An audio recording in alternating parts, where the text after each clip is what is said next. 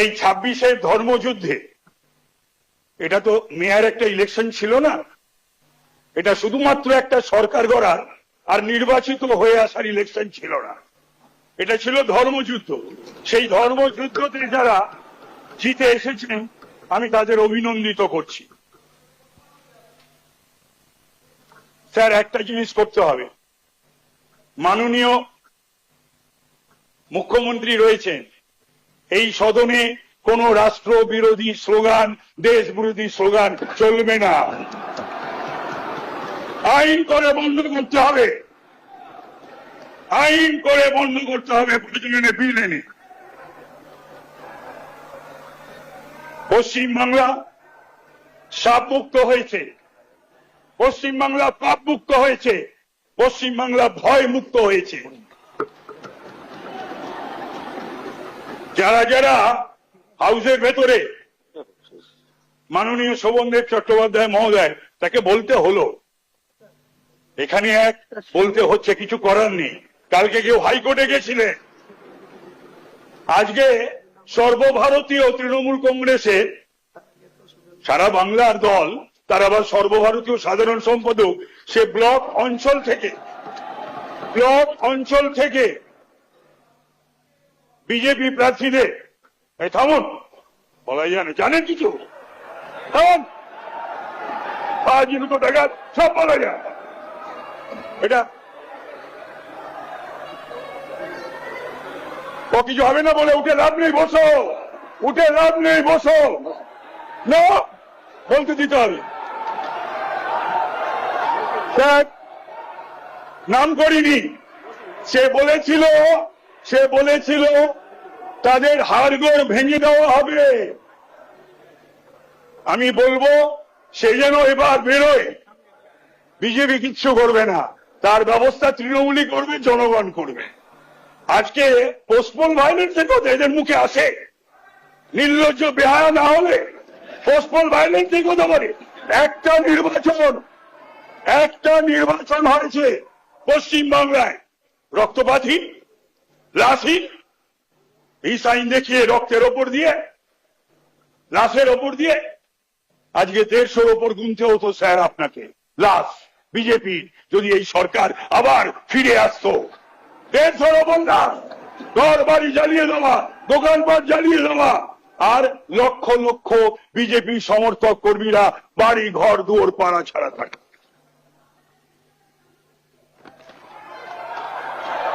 তো সুতরাং আমি বলছি না, একটাও হয়নি, হলে পরে 12,500 নাম থাকবে আমার, আমি জেনে যাব।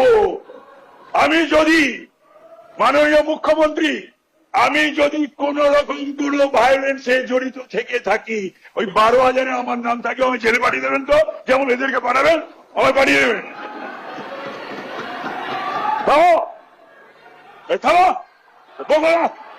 চুপ চুপ চুপ, চুপ করিয়ে দেবো, আস্তে।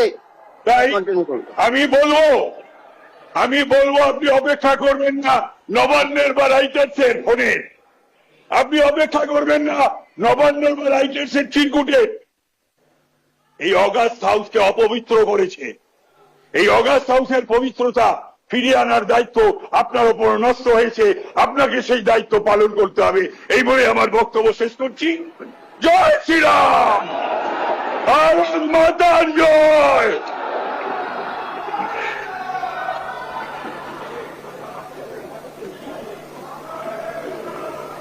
আমি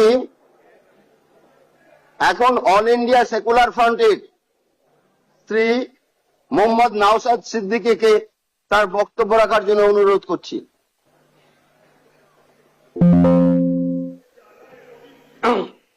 ধন্যবাদ স্পিকার স্যার।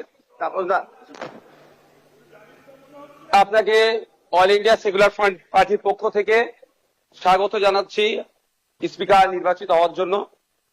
আমরা আশা করব আগামী 5 বছর আপনার নেতৃত্বে এই অগাস্ট হাউস তার গরিমাকে বহন করে চলবে, এবং সাথে সাথে আমরা যারা বিরোধী আছি তাদের সর্বোৎকৃষ্ট জায়গা, মতামতের জায়গা হচ্ছে এই অগাস্ট হাউস। আমরা আমাদের মতামত নির্দ্বিধায় নির্বিঘ্নে এখানে রাখতে পারবো এবং যারা শাসক দলে আছে আমাদের মতামতের ভিত্তিতে গঠনমূলক অবশ্যই যেগুলো হবে সেগুলোকে গ্রহণ করবে। স্পিকার স্যার, আপনার অনুমতি নিয়ে দু একটা কথা বলবো, যদি এই প্রসঙ্গ নয়। সত্যি আমি আজকে বসে খুব ফিল করছিলাম, হাসছিলাম মনে মনে। আজকে তাপস রায় বাবু যে কথাগুলো বলছেন খুব একটা ফেলে দিবার নয়। আমি আমি আমি আমি বলবো, আমি 2021 সালে নির্বাচন হওয়ার পরে 6টা মাস এমন দিন পার করেছি, আমার মনে হচ্ছিল যে আমি ইস্তফা দিয়ে দিই, অন্তত আমার ছেলেগুলোর উপর অত্যাচার যদি বন্ধ হয়। এই সময় ফিল করেছি, পার করেছি।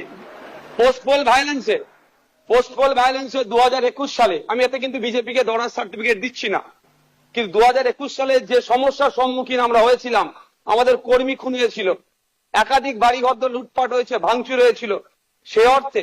তবে হ্যাঁ, একটা জিনিস, এই 2026-এ দাঁড়িয়ে কিন্তু বেশ কিছু ধর্মের স্থান আক্রান্ত হয়েছে। মাননীয় মুখ্যমন্ত্রী মহাশয়কে এবং বিজেপি যারা আছে তাদেরকে বলবো সেইগুলো আপনারা লক্ষ্য রাখবেন। আজকে এই হাউসে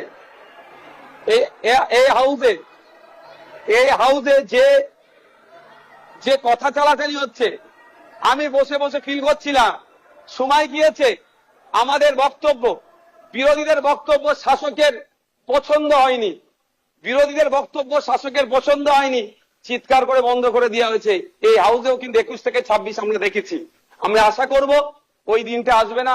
আমরা বিরোধী যারা আছি গঠনমূলক প্রস্তাব রাখবো, শাসক দল যারা আছেন তারা গ্রহণ করবেন।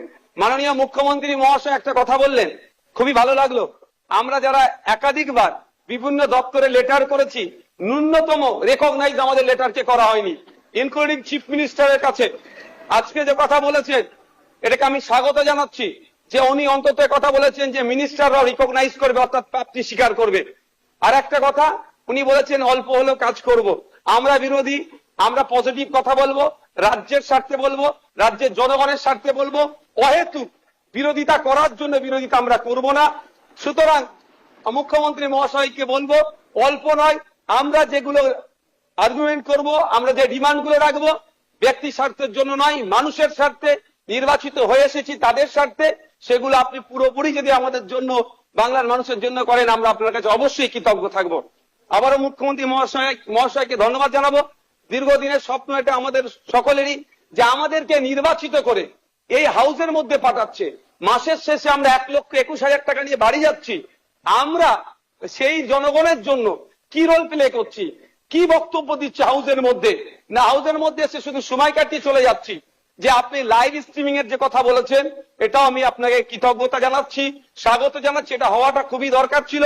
বাংলার মানুষ অন্তত আগামী নির্বাচনগুলোতে তাদের জনপ্রতিনিধি হিসাবে কাদেরকে চুজ করবে, কেমন মানুষকে পাঠানো দরকার, তারা যেখানে বাংলার আইন তৈরি হচ্ছে, আগামী 5 বছর বাংলার শিক্ষা, স্বাস্থ্য, কর্মসংস্থান থেকে শুরু করে কৃষকের রুজি রুটির প্রশ্নে, প্যারা টিচার থেকে শুরু করে বিভিন্ন ক্ষেত্রে সমকাজে সমবেতন নিয়ে, এক কথায় আগামী 5 বছর বাংলা কিভাবে চলবে, বাংলার মানুষের স্বার্থে কি আইন তৈরি হচ্ছে, আইন পজিটিভ, একটু ছোট করুন। বিরোধী স্যার, শেষ করবো। বিরোধী হলেও স্যার একটা দিন সুযোগ পাচ্ছি বলার, এর মধ্যে টাইম মেনটেন করে দেবেন। তো স্যার সেই জায়গাগুলো লাইভ যেটা আছে সেটা আমি স্বাগত জানাচ্ছি। আমি আবারও আপনাকে ধন্যবাদ জানিয়ে বলবো, বহুদলীয় যে গণতন্ত্র আছে সেটার পূর্ণ মর্যাদা দিয়ে আমাদের মতো ছোট্ট যারা বিরোধী আছি তাদেরকে পরিসর দেবেন। ধন্যবাদ স্যার। এখন আমি ভারতীয় কমিউনিস্ট পার্টি মার্ক্সবাদীর শ্রী মুস্তাফিজুর রহমানকে বক্তব্য রাখার জন্য অনুরোধ করছি।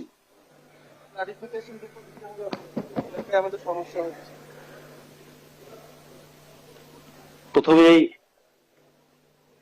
স্যার অধ্যক্ষ মহাশয়কে আমি শুভেচ্ছা জানাচ্ছি অষ্টাদশ বিধানসভার স্পিকার হিসেবে নির্বাচিত হওয়ার জন্য।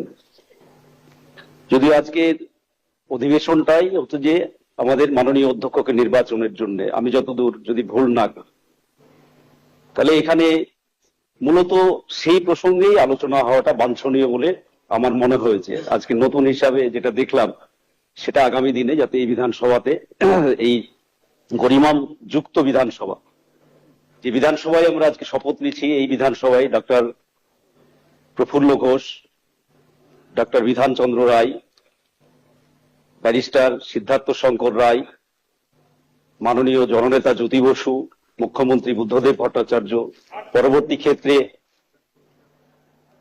মমতা বন্দ্যোপাধ্যায় শেষ মুখ্যমন্ত্রী হিসেবে তিনারা কাজ করেছেন।